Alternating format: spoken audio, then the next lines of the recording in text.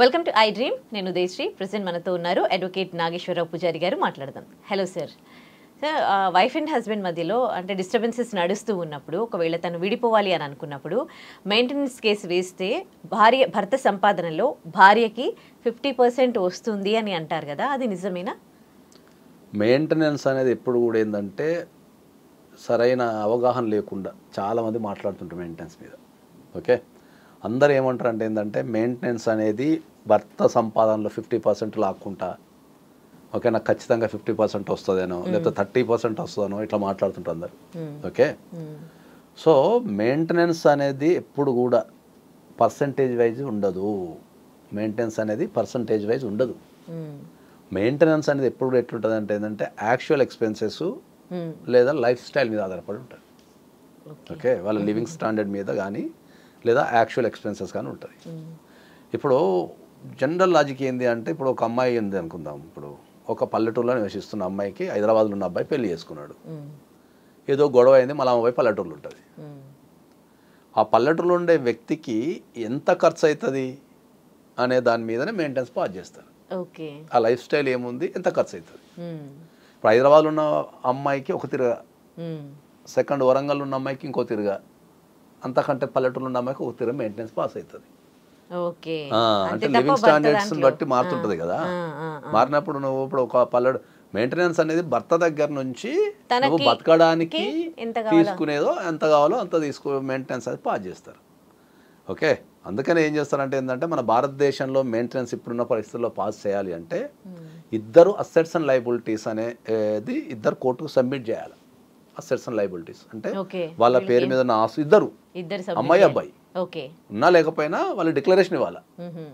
వాళ్ళకి దాంట్లో assets and లయబిలిటీస్లో వాళ్ళకి ఏం ఆస్తులు ఉన్నాయి, ఏం ఆస్తులు లేవు, ఎంత ఎక్స్పెన్సెస్ అయ్యే అవకాశం ఉంది, ఏమన్నా రోగాలు ఉన్నాయా, డిపెండెంట్స్ ఉన్నారా, వాళ్ళకి ఎంత ఖర్చు అయింది, అప్పులు ఉన్నాయా, క్రెడిట్ కార్డ్స్ ఉన్నాయా, ఏమైనా లోన్లు ఉన్నాయా, లేకపోతే ఏమైనా రెంటల్ ఇన్కమ్ వస్తుందా, ఏమైనా అగ్రికల్చర్ ఇన్కమ్ వస్తుందా, ఇంకేమైనా డివిడెండ్ షేర్లు అట్లా అంతే నీ జీవితానికి సంబంధించి నీ ఫైనాన్షియల్ వ్యవస్థ మొత్తం నువ్వు కోర్టులో సబ్మిట్ చేయాలి. అప్పుడు ఇద్దరు సబ్మిట్ చేస్తే ఆ ఇద్దరు సబ్మిషన్ నుంచి కోర్టు తీసుకొని ఓకే ఎంతవరకు మెయింటెనెన్స్ పాస్ చేయొచ్చు, వాళ్ళు నివసించే స్టాండర్డ్స్ ఏమున్నాయి, వాళ్ళు ఎక్కడ నివసిస్తున్నారు, దానికి ఎంత ఎక్స్పెన్సెస్ అయ్యే అవకాశం ఉందనేది చూస్తారు తప్ప నీకు ఖచ్చితంగా ఒక 50% పే చేయాలనో, ఒక 30% పే చేయాలనో, ఒక 25% పే చేయాలనో చట్టంలో ఎక్కడా రాసి లేదు.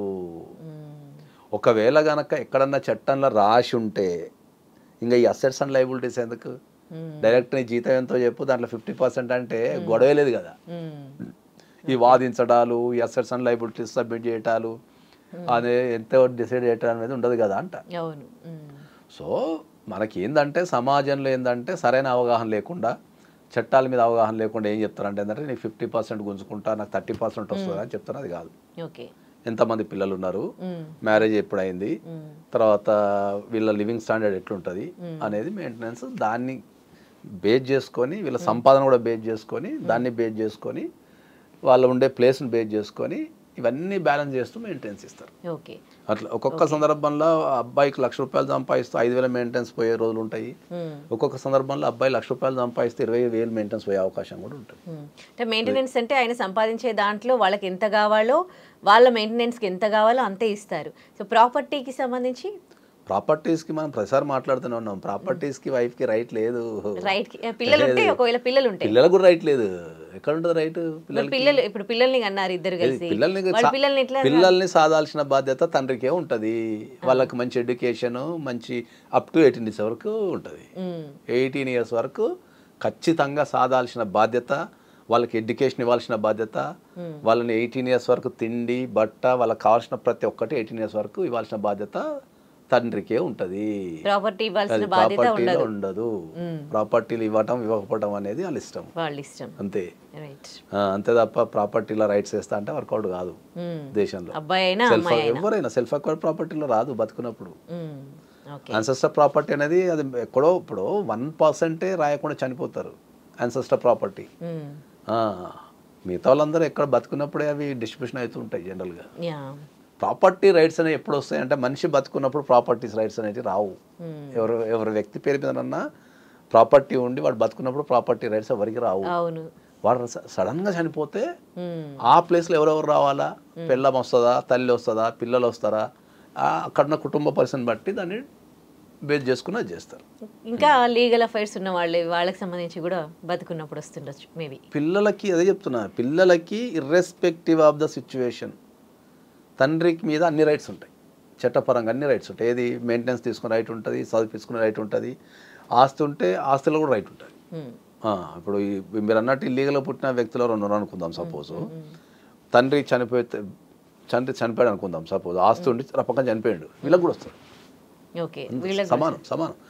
పిల్లల విషయంలో లీగల్ ఇల్లీగల్ ఉండదు, అందరికి ఈక్వల్ గా వస్తుంది, అందరికి ఈక్వల్ ఉంటుంది. లీగల్ ఇచ్చి రైటే తనకి లేదు అని అన్నారుగా మీరు, తండ్రికి అదేంది పిల్లలకి రైట్ ఉండదు, బతుకున్నప్పుడు ఉండదు. ఓకే, వ్యక్తి ఇప్పుడు నా పేరు మీద ఆస్తుంది, నేను బతుకున్నప్పుడు ఎవరికి రైట్ ఉండదు, వాళ్ళని చూసుకోవాల్సిన బాధ్యత ఉంటుంది అంతే తప్ప రైట్ ఉండదు. నేను చనిపోతే అప్పుడు అందరికి రైట్ వస్తుంది. ఒకవేళ ఆయన చనిపోయే ముందే బ్రతుకున్నప్పుడే తన ప్రాపర్టీ అంతా ఇల్లీగల్ కిడ్కి రాసి లీగల్ గా ఉన్న కిడ్స్ కి ఏమి ఇవ్వలేదు అనుకోండి, ఆయన సెల్ఫ్ అక్వైర్డ్ ప్రాపర్టీ ఎవరికైనా రాసుకోవచ్చు, కుటుంబ బాధ్యతలకు తీసేసి కండిషన్. మళ్ళీ చాలా మంది తెలియదు ఇది, కుటుంబ బాధ్యతలు తీసేసి. ఇప్పుడు ఆయన బతుకున్నప్పుడు రాసిన అంటున్నారు కదా, ఒక అన్మ్యారీడ్ డాటర్ ఉంది అనుకుందాం, కంపల్సరీ మ్యారేజ్ చేయాల్సిందే, ఆ ఖర్చులు తీసేసి మిగతా రాయాలి. They have claim, they can claim. Wife ఉంది అనుకోండి ఆయనకి, suppose legal wife, first wife ఉంది అనుకుందాం, ఫస్ట్ వైఫ్కి ఆమె బతకడానికి కావాల్సినది చేయాల్సిందే, ఆయన చేసిన తర్వాత మిగతా రాయాలి. అట్లా కనుక వీళ్ళకి ఏర్పాటు చేయకుండా కనుక వైఫ్ కనుక ఇవ్వాల్సినంత ఇవ్వకుండా రాస్తే షీ కెన్ క్లైమ్. అట్లా ఉంటుంది. అంటే జనరల్గా ఏంటంటే రూలు ఎగ్జంప్షన్. రూల్ ఏంది, సెల్ఫ్ ఎక్వైర్డ్ ప్రాపర్టీని ఏమేమి చేసుకోవచ్చు రూలు. ఎగ్జంప్షన్ ఏంది, డిపెండెంట్స్ ఎవరైతే ఉంటారో వాళ్ళకి సెక్యూర్ చేసి మిగతా ఏమైనా చేసుకో. అట్లా వీళ్ళని సెక్యూర్ చేసి మిగతా ఏమైనా చేసుకో.